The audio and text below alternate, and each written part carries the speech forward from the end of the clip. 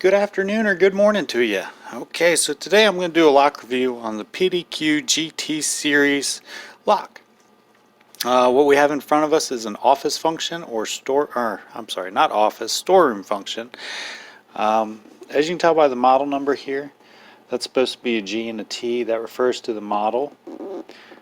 The 115 is the function, the PHL is the lever design, and the 626 is the finish.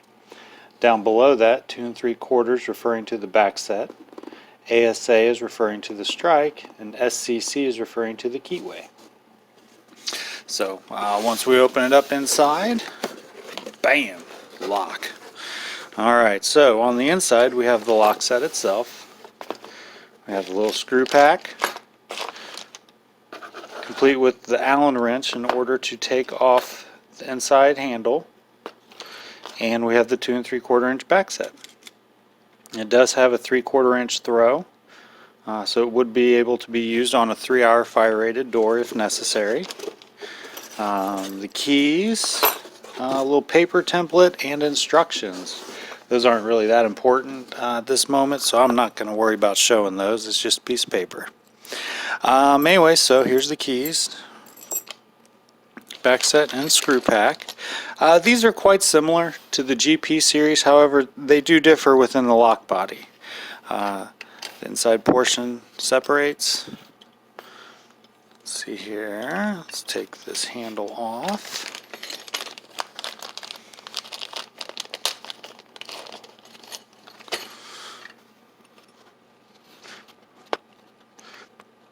Now one portion is threaded on and the other just removes. You can always tell your outside from your inside, referring to this outside piece or inside piece, because the outside piece will have threads in it, whereas the inside piece will simply just have kind of like a through bolt hole. Anyway, so you remove the lever. Oop, there we go. Alright, that's the inside. The outside. Okay, what's nice about these, or what I've enjoyed about them, is that in order to take the cylinder out, you just put your key in, turn it 90, and then you're able to depress the pin right here. On other lock sets, it's not necessarily a pain, but when you do this whole turning it to 90, you feel the springs that interact with this. So sometimes there's tension, but with these it's quite easy to just put your key in, flip it 90, pull a cylinder out. Like so. Now what's also nice about these is this cylinder is a wider diameter than, say, a Sargent, but you can take a factory Schlage cylinder or Ilco. Anyways, a lot of the more common cylinders will work within this lock set, so that's a very nice aspect to them. On the inside, this is your depth, how you adjust your door thickness. So that's nice there. Alright, so when you're left with the lock body, here you go. On the inside, that's the piece that your tail piece will interact with. Just simply you spin the tail piece, it retracts the latch. It's not like a classroom function where it's kind of like a spiral cam motion. What's also nice too is there's not a push button on this function, so you don't have a shaft going down the middle. So the lock body on this is quite simple. You turn here, it retracts there. To take them apart, you got 2 Phillips head screwdrivers right there, and that's what actually holds the lock body together. So you kind of want to hold it all together in your hand right here so it doesn't fall apart on you when you get it all unscrewed out. These screws are only threaded probably 8 to 10 times, so it's not a long process as far as unscrewing them.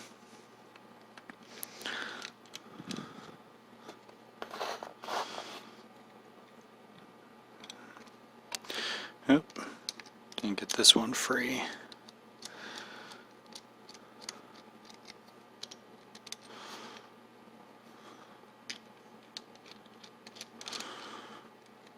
It's free there? Alright.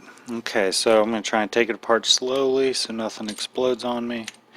Anyway, so if you pull it up from the shaft here, you're now left with the innards of the lock body. Alright, so the latch bolt comes out here.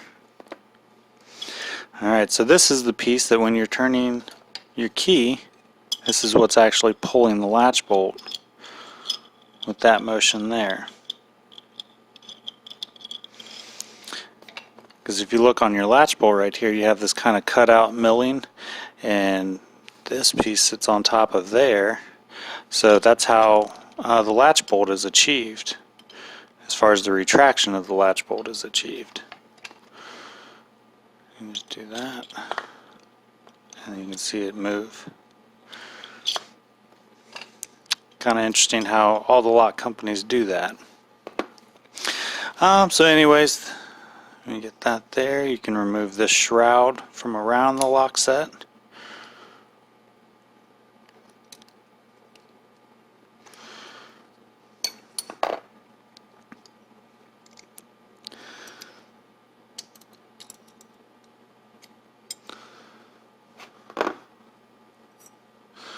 So on the inside of here, a lot of the pieces primarily seem to be kind of like a pot metal.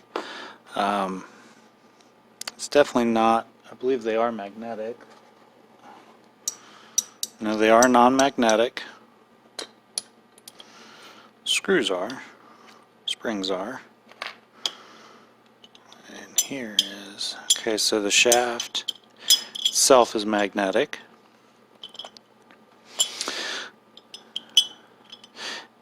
Another cool thing too, on storeroom functions, the outside handle is pretty much always locked. How that's achieved is you can see they have this block right here, and the shaft is generally what, you know, if your handle turns, this will move.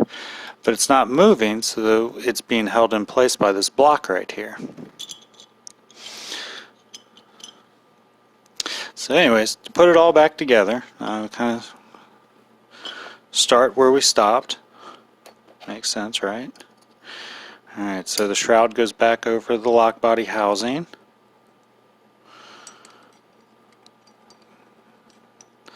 The latch bolt goes into place here. It's always easier to put your pieces in and then kind of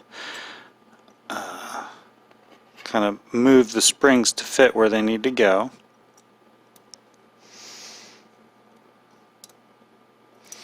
Until you get, we'll call it the lock cassette.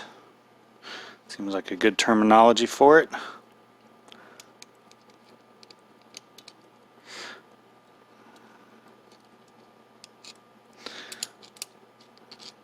Alright, so those are all in there. Put that together. Now, this being the outside, we got to think about it. So if this is attached onto here, you're going to be sliding this through the door, so you want to make sure the closed end is towards the outside and the opened end is towards the inside of the lock. Or if you want to refer to it as the locked and unlocked side, the closed goes on the lock side of the door and the open goes on the unlocked side of the door. That's more of an intuitive way of thinking about it. So when you're putting it all back together, you got to make sure like these tabs that I was pointing at down here are actually kind of resting in this area. Otherwise it'll kind of bind up when you're putting it all back together. So that goes onto there. Alright, take the screws out. So again, we got these two tabs here. They got to sit in this area right there. So you can do that slowly. Alright, so then put that back in there.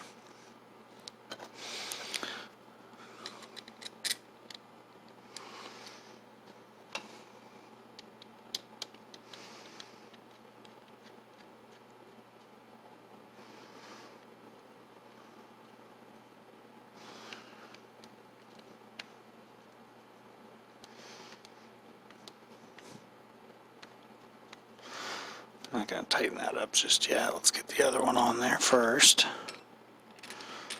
Don't need anything cross-threaded.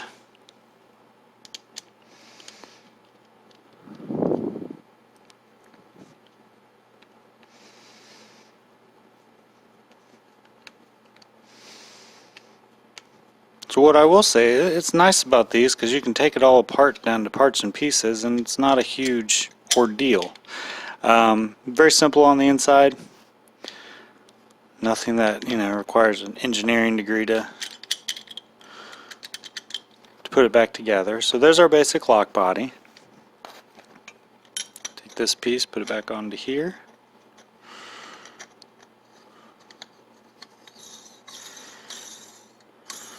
And then this was all the way up close like that. Now, what is nice about these PDQs, and this is just from my standpoint, this one doesn't because this outside handle acts nothing more than a pole, and it's your latch bolt that actually, or I'm sorry, your cylinder that's actually retracting the latch bolt, not your lever.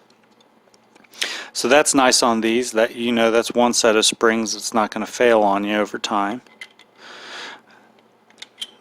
Here, let's put that back in there. Okay, so if you look down here, you got two nubs, one there and one there. Those align with there. As you can see, one side is wider than the other, so you look down in there. That gives you the correct orientation of how to put that piece on there. On the inside, you have your three lever springs right here. Usually when you're talking about lock sets, what typically goes wrong are these springs, so it's actually very convenient that you can see them. These springs, you can get these springs from Yale. I imagine you can probably get them from PDQ too. I've just never had to go do that yet. But it's very easy. That's what I'm trying to think of. Operation. So that's very nice. These locks do adhere to grade 1 standards, but not the necessary grade 1 price. Grade 1 lock prices, if you're talking name brands, are anywhere from high 200s up to $500 or $600. It really all comes down to how much money people want to spend on it. But that's where you also find a lot of the more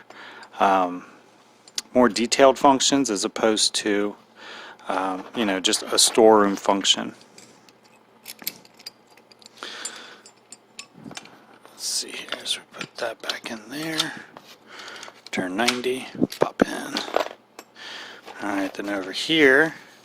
Now the one gripe I have heard from my customers has to do with this right here. This Allen screw being held in. PDQ is not the only company that does it, but yeah, it's just people aren't a fan of do this way of attaching the lever. Some people care, some people don't.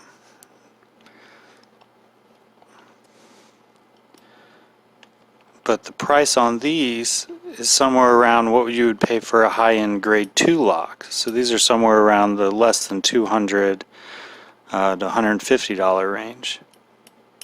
Typical grade 2 locks, the good ones, are around $200.